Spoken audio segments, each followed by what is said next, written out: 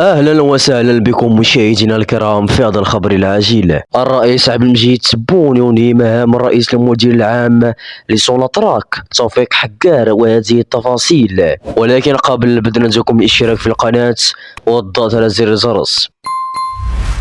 أن رئيس الجمهورية عبد المجيد تبون يوم الاثنين مهام الرئيس المدير العام لمجمع سوناتراك توفيق حكار، وعين رشيد حشيشي خلف الله. وشغل حشيشي نفس المنصب في وقت سابق عندما عينه رئيس الدولة الراحل عبد القادر بن صالح على رأس المجمع، خلفا لسابقه عبد المؤمن ولد قدور في أفريل 2019.